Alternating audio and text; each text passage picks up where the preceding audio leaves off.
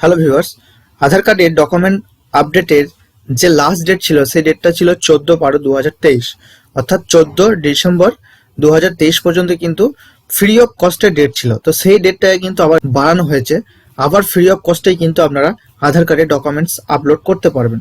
তো প্রথমেই চলে আসবেন মাই আধারে এসে আপনারা হয়তো অনেকেই জানেন যে কিভাবে ডকুমেন্টসটা আপডেট করা হয়, অর্থাৎ আপলোড করা হয়।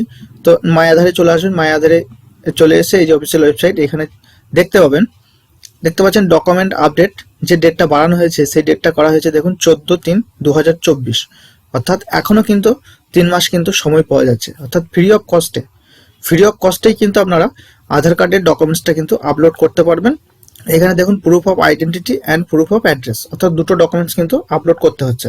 তো প্রুফ অফ আইডেন্টিটি এবং প্রুফ অফ অ্যাড্রেস আপনি চাইলে শুধু ভোটার কার্ডটাই কিন্তু আপলোড করে দিতে পারেন, কেননা voter card proof of identity এবং প্রুফ অফ অ্যাড্রেস দুটোই কিন্তু। আর যদি মনে করেন যে না আমি একটা আইডেন্টি প্রুফ আপডেট করব আর একটা অ্যাড্রেস প্রুফ করব, তো সেক্ষেত্রে আপনি ভোটার কার্ডটা আইডেন্টি প্রুফ হিসেবে দিতে পারেন, রেশন কার্ডটা অ্যাড্রেস প্রুফ হিসেবে দিতে পারেন, বা ব্যাংকের যে পাসবই রয়েছে সেটাকে অ্যাড্রেস প্রুফ হিসেবে দিতে পারেন। অনেক ডকুমেন্টস আছে যে লিস্ট থেকে কিন্তু আপনারা ডকুমেন্টসগুলো পেয়ে যাবেন। এবং প্যান কার্ড দিতে পারেন আইডেন্টি হিসাবে, এবং অ্যাড্রেস প্রুফ হিসাবে ভোটার কার্ড দিতে পারেন। তো এই ভিডিও কিন্তু আমার ইউটিউবে আপলোড করা আছে, তো আপনারা চাইলে দেখে নিতে পারেন, আমি ডেসক্রিপশন লিঙ্ক দিয়ে দেবো।